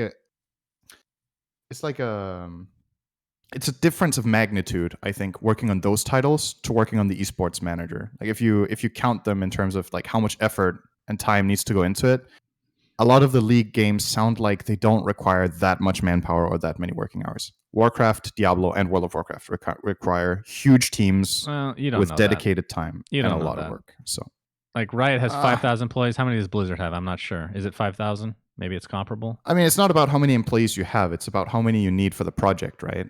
You're not going to seriously tell me that you need to have a team of multiple hundreds working on the esport manager game. But you would need hundreds to work on fucking World of Warcraft. So you're comparing World of Warcraft to their esport. I mean, obviously, game. it's putting it on edge, right? I think out of the new titles they announced, the one that probably needs the most manpower is probably the RPG. But like the card game, the card game they announced doesn't require that much manpower, right? Let's be real. The one you tried and said was really good. What was it called? Legends of Runeterra or whatever? Yeah. That one doesn't require that much manpower. The manager game doesn't require that much manpower. I think the animated series probably requires a pretty big team, but it only requires one kind of team, right? It's the animator team. You don't need programming in the same way. You don't need. That's true. Okay. There are other elements, right? It's fair enough. Let's leave it at that. So let's end this episode. We are okay. Let's segue from Blizzard to getting drunk. I think that's a good segue. Okay. Now that we've talked about Blizzard's announcements, let's drink away our sorrows. So we're trying to think of something interesting to talk about, and I don't know if you came up with this or the chat, but probably chat. If it was interesting, it was chat. It's going to be a mix of stuff here. So it's not really an alcohol tier list. We're just going to talk about our favorite alcoholic beverages, but we should probably preface this with how much we drink, right? Because it's right. You're basically a goddamn alcoholic compared to me. Okay. I mean. Nah.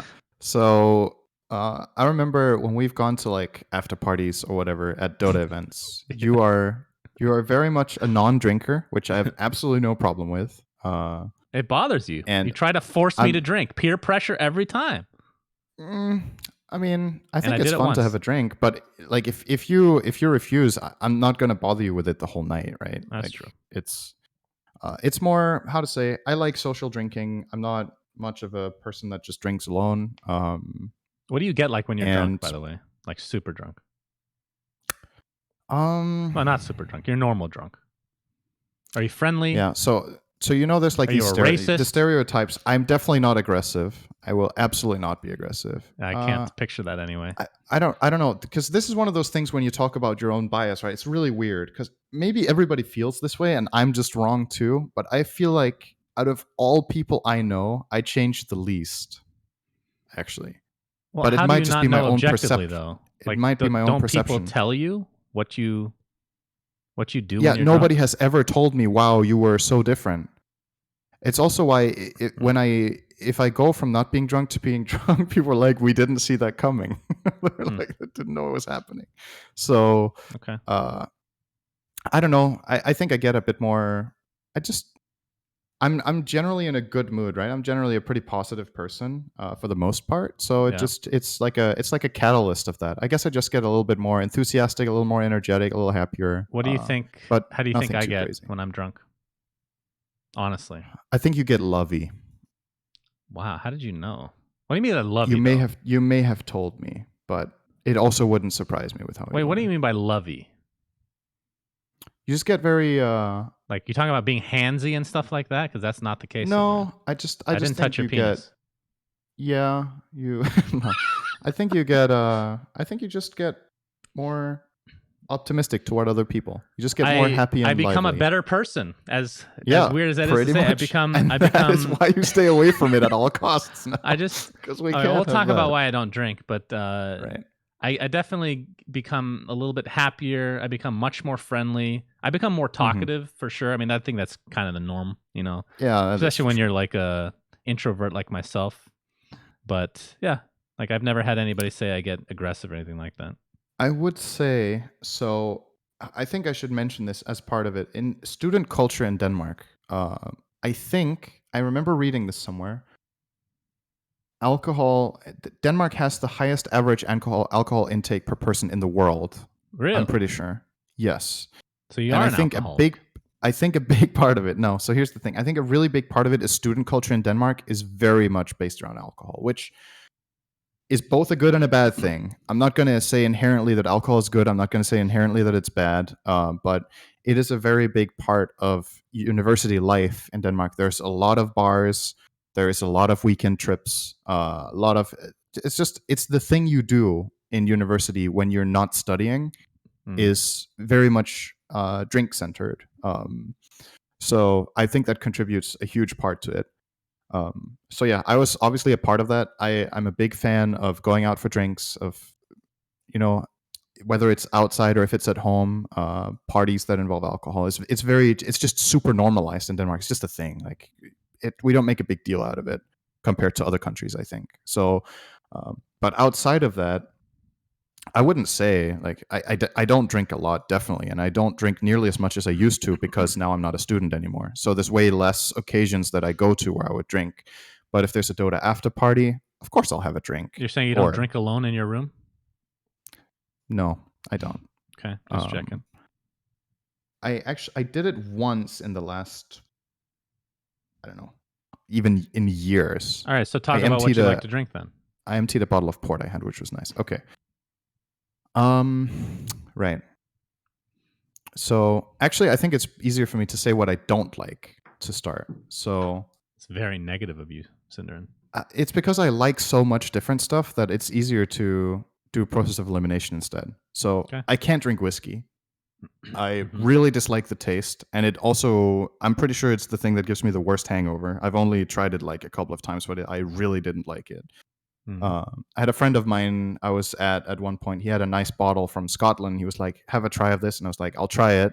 And I tasted it. I was like, "I can definitely tell why this is better than average stuff." I was like, "Okay, this is much better," but it's still wasted on me. I didn't really enjoy it, but I could tell it was better. Mhm. Uh, I enjoyed it more, but yeah, I would have still rather had anything else, more or less. I don't like India Pale Ales.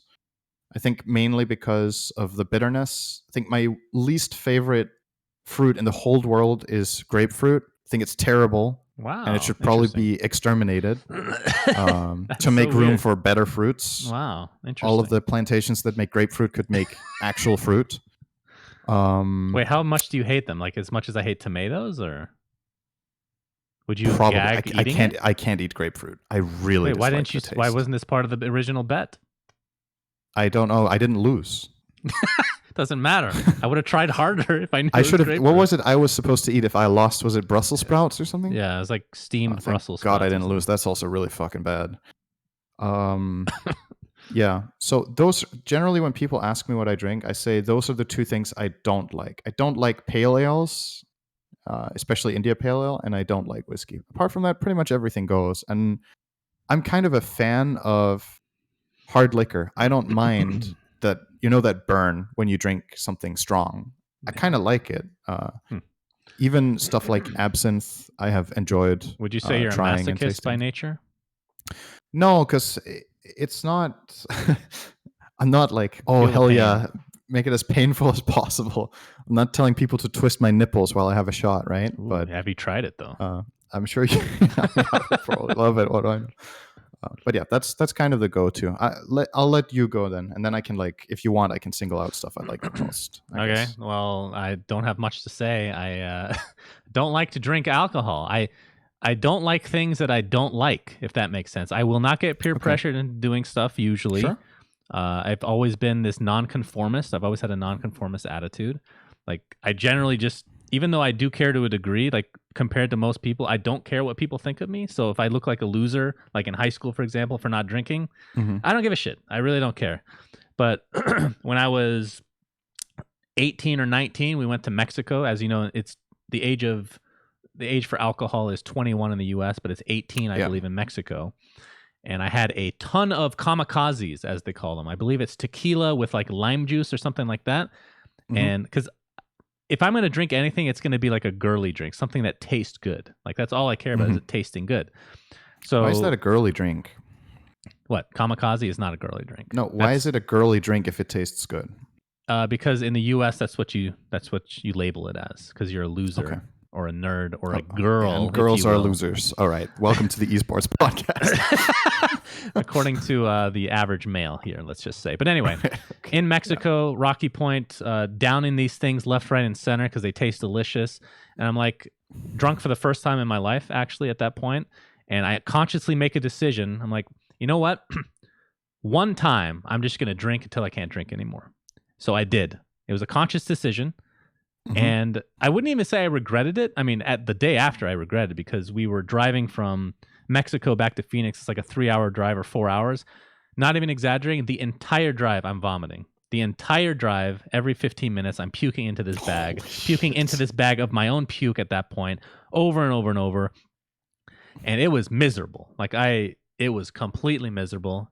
And I remember thinking, I'm never going to do this again. And guess what? I never have.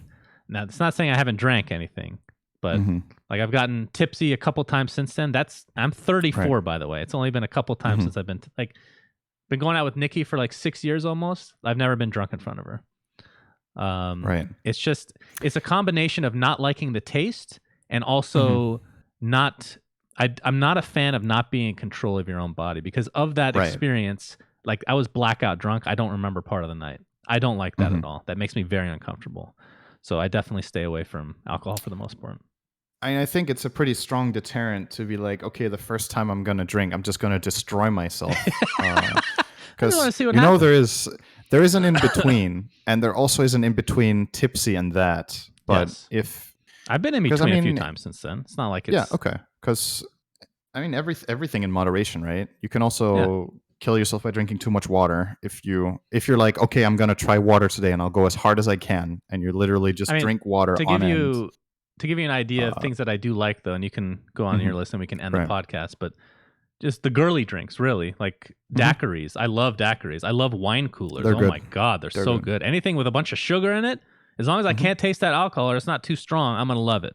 That's basically what it comes down to. Appletinis. If you ever watched Scrubs back in the day, great TV show. He loved Appletinis, and so do I. Delicious.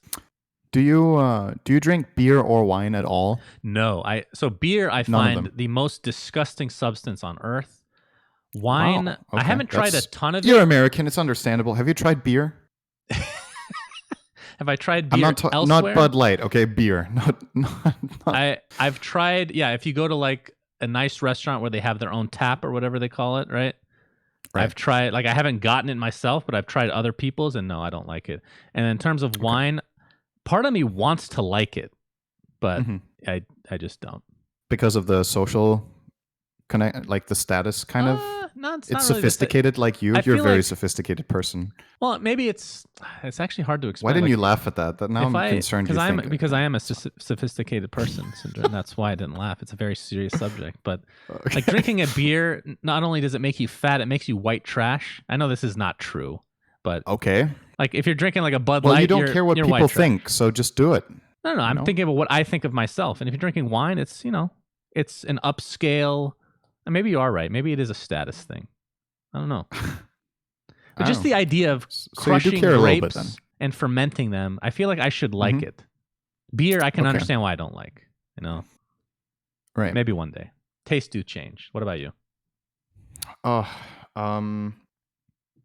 think I can actually tell you which. So, like I said, I like a lot of stuff, and I don't want to go over the whole list. But what we could do here is I could recommend you stuff that you could try if you were to, that I think you would like. Oh, sure. So, if you were to have a liqueur, I think my favorite liqueur. Listen. Why did you say it like that? Huh? Liqueur? Why can't you just say liquor? Because those are two different things, right? Are they? Yeah. Enlighten me. Liqueur, I don't know anything about liqueur alcohol. is a range of alcohol percentage, I think. Right? Okay. I think it's two different things. Liquor, you know more than liquor me. is literally just the term for all alcohol that is above whatever. But liqueur is a range, I think. Which range? Okay, the chat is telling me that I'm wrong. Or maybe they're telling you you're wrong. I mean, here's my interpretation of liqueur is it's below hard liquor and it's above wine. So it's like that range of 15 to 30%. Liqueur. Just sounds so pretentious. Liqueur. Yeah, very good. Whatever. My terminology might be off here. Regardless. So there's a thing called Galliano, which I don't know if you've heard of. Maybe I've mentioned it to you before. Is that the chocolate? It's vanilla. Close. The chocolate that you're thinking of is probably Bailey's. You might like Bailey's. that too. Yeah, Bailey's is pretty. Okay. It's okay. Bailey's is smooth. It goes with most people. Galliano is super good. What if I don't like it's vanilla? It's very, very good. They have different flavors, but vanilla is the most famous one by far. So what kind of vanilla though? Because I hate vanilla soda, but I do like vanilla ice cream. What does vanilla soda even taste like? I don't know. I've never had that in my life. It is the worst substance on earth other than beer. Beer is the worst, then vanilla soda, then my urine. Okay, can we talk about just vanilla as an ingredient, not as a soda or an ice cream? How do you like vanilla? Just the taste of vanilla. I don't know what it tastes like other than ice cream and in soda. Okay? It's probably good. Okay, you've never had vanilla in any other form. I don't know, probably. But like what? Do you know vanilla beans? No. Okay. Maybe you'll like this. Okay. All right. Vanilla is incredible, and you need to try it in other ways than fucking soda. I said I like ice cream. It's one of my favorite tastes in the world. Vanilla ice cream with a bunch of fudge. All right. It needs to have chocolate in the vanilla. They complement. Vanilla by itself is incredible, man. I have very good taste buds. All right. I'm a very high class. Then you will person. love vanilla. Probably. Okay. I think you will. If I had to answer your question, it's probably more like the ice cream. All right. Thank you. Yeah. So that's all I wanted to know. That would be nice. What else would you like? So you talked about how you don't like wine that much, but you wish you did. I think if you have more of a sweet tooth, you might like port or dessert wine. So generally, when you hear wine, what you're going to be thinking of, like the default thing to think with wine is just like white wine or red wine, right? Those are the two big ones. And then there's obviously champagne and whatnot. But generally, red wine and white wine don't really have much sweetness to them. They can, but for the most part, it's more like, I don't know how to explain that, like put a good word on it. That would make sense. But dessert wine is much sweeter. It's like more sugary. And port wine is probably my favorite wine. It's really fucking good if you get a good port. And they're a bit heavier on the alcohol, so you drink in moderation. But port wine is very, very nice. Port wine. Okay. Yes. So we might not have as different taste buds as you think, by the way, because you do love cherry Coke when you're in the U.S. We both love it. I love cherry grenadine. Yes. Not cherry Coke. Cherry Coke's pretty meh, but Coke with cherry grenadine is the shit. It's really fucking good. Right. Okay, that's a couple of good suggestions for you. Let's not go over all the stuff I like. I think. Thank you so much. I really appreciate that. Now, to end the episode, as we usually do, have you watched In Bruges or I was going to say Invoker. Have you seen Joker? I have watched Invoker. Yeah. In fact, I have played Invoker, and it was a beauty to watch. Goodness. So that's great to hear. What about? I would say my Invoker is probably the best movie of all time. I don't know. What's that guy's name? That Grimorium? Is that his name? He made some great videos. Grimorium. Right. I remember Grimorium. No, Shannon, I've not watched them. Are you surprised? You, I am not surprised, and I'm more disgusted by the week. But thank you, everybody, for joining us. Thanks for watching. Thanks for all that good stuff. Thanks for listening. We're thinking about... we'll talk about it next week, actually. The beginning of next week. Okay. So have a good one, guys. syndereN, it's been a real treat as always. Thank you so much for not watching In Bruges. Goodbye. Bye-bye. We say things that don't mean anything, but thanks for listening. Yeah.